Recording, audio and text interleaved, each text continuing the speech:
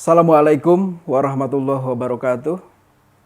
Sobat Hijau, salam sehat selalu Sobat Hijau dimanapun berada. Persoalan lingkungan dan kehutanan yang telah menjadi isu global dan memerlukan penanganan yang tepat baik pada level nasional maupun internasional, khususnya pada konteks atau agenda perubahan iklim. Perubahan iklim membutuhkan upaya bersama untuk menyelamatkan dunia. Salah satunya melalui pengurangan emisi gas rumah kaca, dan Indonesia menjadi solusi global dalam hal tersebut. Indonesia juga dinilai mempunyai posisi strategis dalam panggung internasional, terutama dalam agenda perubahan iklim global. Indonesia juga menunjukkan kepemimpinan dalam berbagai forum internasional, baik itu G20, ASEAN, dan forum internasional lainnya. Oleh karena itu, Sobat Hijau, tema besar podcast 4 bulan ke depan adalah iklim Indonesia dan sustainability di kancah global.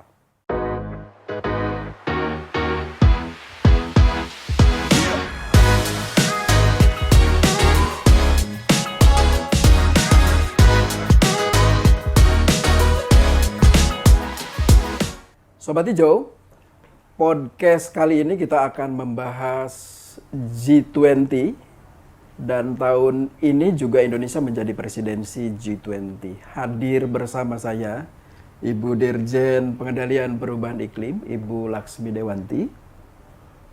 Hai Sobat Hijau, Assalamualaikum warahmatullahi wabarakatuh. Waalaikumsalam.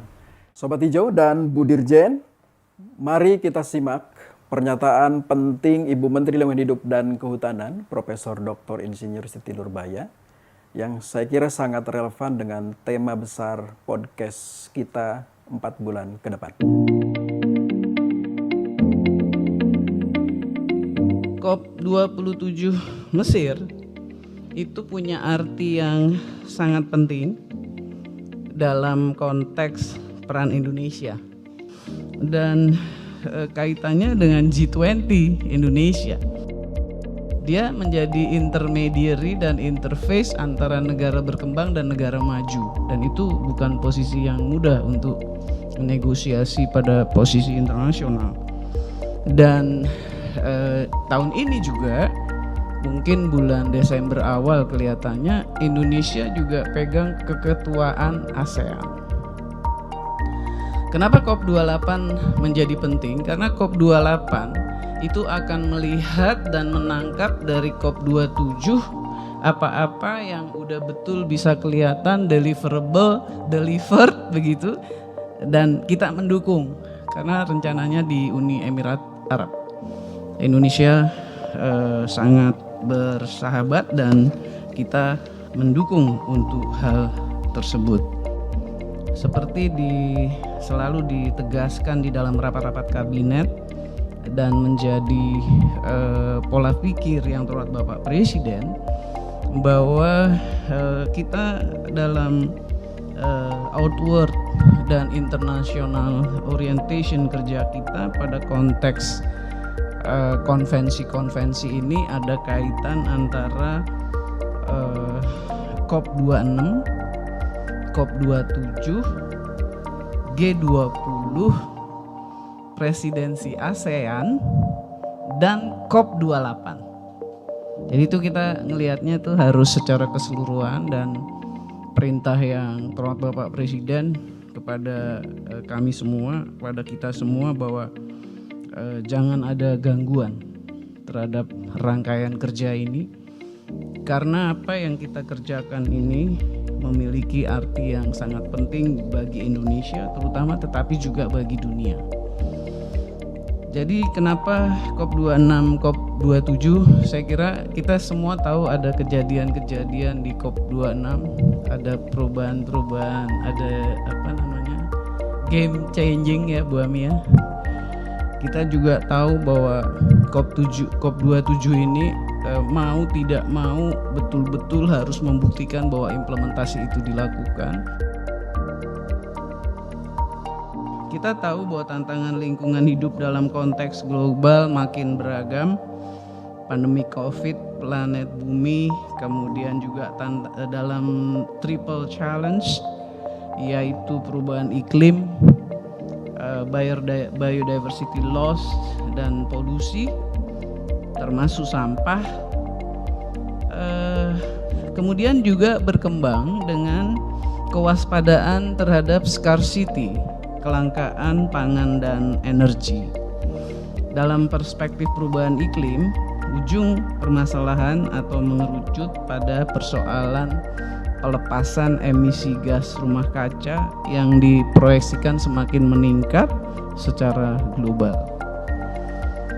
Kontribusi dari Working Group 3 mengenai mitigasi perubahan iklim dalam Sixth Assessment Report dari IPCC itu bisa kita lihat. Pertama, bahwa total emisi gas rumah kaca antropogenik secara net terus meningkat selama periode 2010-2019. Seperti halnya emisi CO2 kumulatif secara net sejak 1850. Masyarakat internasional mengakui dan pada tingkat tertentu mendesak untuk perlunya penguatan kebutuhan dalam akselerasi aksi-aksi praktis menuju kehidupan rendah emisi dan perekonomian yang berketahanan iklim saat ini dan di sepanjang dekade krusial 2021-2040 ini.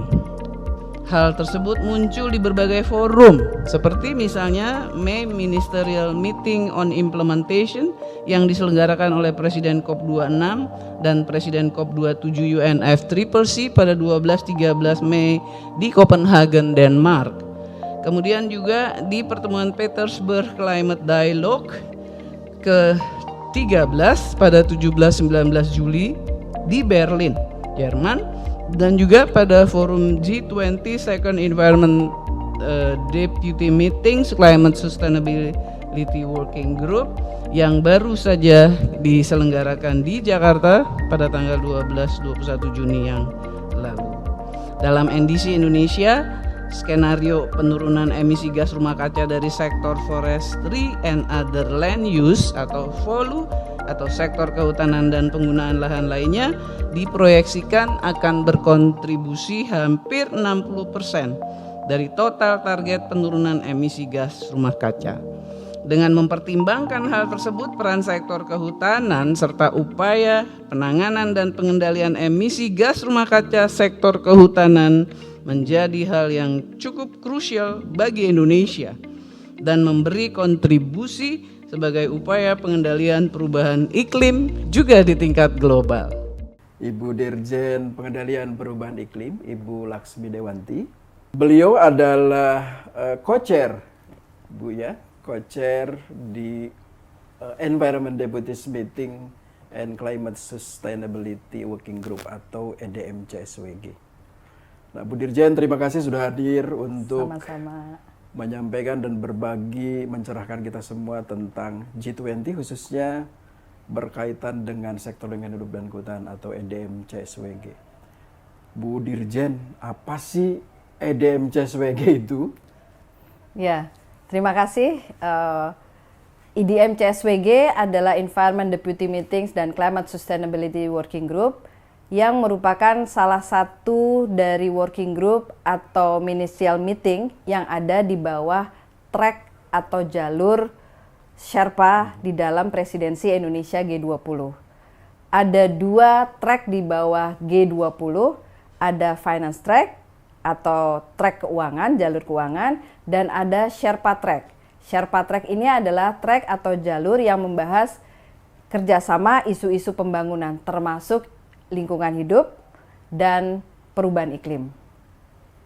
Dan EDMCSWG ini merupakan kombinasi dari 2 fora sebetulnya, Environment Deputy Meetings dan Climate Sustainability Working Group, yang bisa saja berubah nanti pada kepresidensian yang lain. Contohnya pada saat Italia tahun lalu menjadi presidensi G20, Italia meletakkan Environment Deputy Meeting terpisah, sedangkan Climate Sustainability Working Group digabungkan dengan Energy Transition Working Group. Jadi format atau pengaturan ini biasanya ditetapkan oleh masing-masing presidensi sesuai dengan tujuan dan sasaran yang akan dicapai presidensi itu. Baik, Ibu.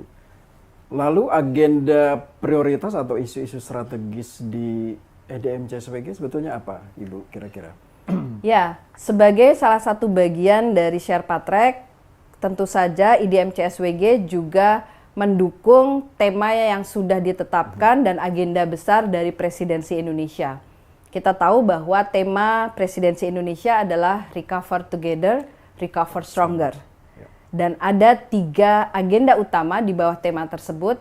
Yang pertama adalah bagaimana Indonesia berkontribusi kepada arsitektur kesehatan secara global. Yang kedua, bagaimana kita meletakkan pembangunan ekonomi berbasis digital. Dan yang ketiga adalah transisi energi menuju energi yang lebih bersih. Dan IDM CSWG ini mengemban 3 tema dan 3 agenda tersebut, maka kita meletakkan 3 isu prioritas, Pak Nunu. Baik. Yang pertama adalah prioritas untuk mendukung pemulihan yang berkelanjutan atau more sustainable recovery. Yang kedua adalah meningkatkan aksi-aksi nyata, baik yang berbasis daratan atau lahan maupun yang berbasis kelautan, untuk mencapai tujuan-tujuan pembangunan lingkungan dan perubahan iklim. Jadi enhancing land-based and ocean-based activities to support environment and climate objective. Dan yang ketiga adalah meningkatkan mobilisasi sumber-sumber daya untuk mendukung aksi-aksi nyata. Jadi enhance resource mobilization to support concrete action. Itu adalah 3 isu prioritas yang kita jadikan dasar bagi pembahasan-pembahasan dan aktivitas di bawah IDM CSWG. Baik. Lalu kan EDM CSWG sudah ada 2 kali pertemuan ya Bu ya? Ya, di betul. Yogyakarta, kemudian terakhir di Jakarta. Gitu. Ibu bisa jelaskan ke Sobat Hijau semua kira-kira apa substansi pokok dan hal-hal yang strategis dibahas di 2 pertemuan itu Ibu Dirjen?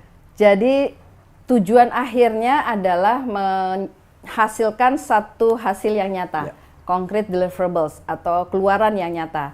Dan keluaran yang akan direncanakan atau yang sedang kita upayakan, yang pertama tentu saja bagaimana menteri-menteri di sektor lingkungan dan perubahan iklim nanti akan menyepakati dokumen yang kita sebut komunike. Jadi akan ada Joint Environment and Climate Ministerial Communique. Di dalam komunike ini nanti akan berisi bagaimana pandangan-pandangan negara G20 untuk lingkungan hidup dan perubahan iklim, bagaimana komitmennya, dan apa saja yang akan mereka sumbangkan baik untuk G20 maupun G20 kepada dunia secara utuh. Dan selain itu kita juga didorong oleh Presiden Joko Widodo untuk bisa mendapatkan keluaran yang nyata di samping komunike. Jadi contohnya di dalam IDM CSWG kita sedang juga membahas bersama-sama dengan G20 dan negara-negara yang diundang lainnya untuk membuat platform-platform kerjasama. Salah satunya adalah di bidang kelautan. Jadi kita akan mendorong agar isu kelautan yang dikaitkan dengan perubahan iklim ini nanti menjadi aksi yang lebih nyata, tidak hanya dialog, ya, tapi ada platform. Kemudian di lingkungan hidup juga akan ada beberapa contoh-contoh atau casework.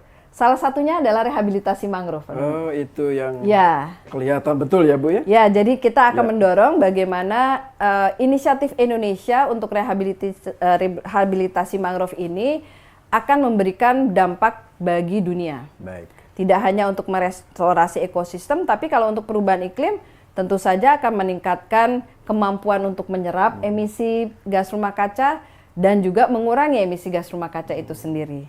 Jadi dalam hal ini saya dan Bapak Dirjen Pengendalian pencemaran dan kerusakan lingkungan sebagai co-chair Co-chair dari juga, ya Pak betul. Dirjen, ya. Jadi kami berdua nih sebagai co-chair dari IDM CSWG Ya. terus mengupayakan agar komunike dan aksi-aksi nyata ini nanti bisa disepakati melalui pertemuan 1, 2, dan 3. Jadi kalau ditanya tadi pertemuan 1 ngapain, pertemuan kedua ngapain, jadi di pertemuan pertama kita menyepakati isu prioritas. Baik. Dan alhamdulillah pertemuan di Jogja itu semua negara-negara G20 dan negara yang diundang itu menyepakati dan mendukung isu prioritas yang ditetapkan oleh Presidensi Indonesia. Baik. Dan kita mulai pada saat itu membahas kira-kira nanti apa saja ya yang akan kita masukkan ke dalam komunike. Harapan-harapan, pandangan-pandangan kita tampung dan kita bahas di Jogja. Kemudian dari Jogja kemarin kita menyusun satu dokumen yang kita sebut sebagai building blocks, ya. Bagaimana nanti membangun yang berisi pandangan-pandangan dari negara G20. Pada pertemuan di Jakarta kita membahas kumpulan dari pandangan-pandangan tersebut ke dalam format draft komunike. Jadi mana yang sesuai dengan lingkungan hidup, mana yang masuk ke perubahan iklim, mana yang akan mendukung isu prioritas 1, mana isu prioritas 2, ya. Ketiga, Ya betul. Ya. Dan kita masih ada satu untuk di Jogja yang terakhir sebelum nanti pertemuan menteri. Ministerial Ya. meeting. Ya. Dan tampaknya menurut Bu Dirjen ini tidak akan sulit sampai adopsi atau penetapan di ministerial meetingnya, Bu. Tantangan selalu ada. Selalu ada ya? Jadi kita nggak berhenti walaupun kemarin kita di bulan Juni sudah melakukan yang kedua. Baik. Selama 2 hari plus 1 hari workshop dan nanti menjelang yang ketiga kita ini dalam 2 minggu terakhir tadi pagi sebetulnya kita sudah melakukan intersessional drafting. Jadi secara virtual. Virtual dilakukan. Minggu lalu kita dedikasikan waktu 2 hari untuk diskusi. Ini tantangannya adalah mengatur waktu, Pak. Waktu pagi di Jakarta berarti waktu malam di negara lain atau ada yang subuh dan sebagainya. Tapi kita sepakat agar nanti kita memilih waktu yang semuanya merasa nyaman, walaupun memang nanti bergantian. Baik. Minggu lalu kita melakukannya malam hari waktu Jakarta. Dan kita sudah mulai membahas zero draft pada saat itu. Alhamdulillah setelah 2 hari kita lakukan, di hari Jumat hari Sabtu tanggal 30 Juli yang lalu kita sudah menerima masukan tertulis dan kemudian kita sudah rangkum lagi menjadi dokumen first draft. Kita sudah bagikan dan tadi pagi kita sudah mulai negosiasi untuk first draft. Besok kami akan negosiasi lagi untuk keduanya. Minggu depan akan ada lagi. Jadi setiap minggu kita akan ada intersessional yang sifatnya virtual. Dan intensif komunikasi itu ya. Benar. Kita intensif, jadi sudah negosiasi nih, Pak. Jadi misalnya kita tampilkan satu paragraf, ada yang ini dikurangin, ini dihapus, ini ditambah. Lalu negara lain menambahkan, lalu kita negosiasi. Oke, kalau gitu yang mana yang kita pilih? Ini sudah mulai negosiasinya. Baik, Bu Dirjen, yang terakhir, ada pernyataan penting dan menarik dari Ibu Menteri kita, Profesor Dr. Insinyur Siti Nurbaya MSc, pada saat kick off COP27 ya, Bu. Jadi beliau menyampaikan ada keterkaitan COP26, Presidensi ASEAN, COP27, dan G20. Begitu. Kemudian triple challenges bahwa bumi tidak hanya COVID-19, bahwa ada isu strategis lain, misalnya perubahan iklim, kemudian biodiversity loss dan pollution. Kemudian beliau juga menyampaikan ada kebutuhan ruang untuk mempercepat atau mengakselerasi aksi-aksi untuk perekonomian ketahanan iklim, misalnya seperti itu.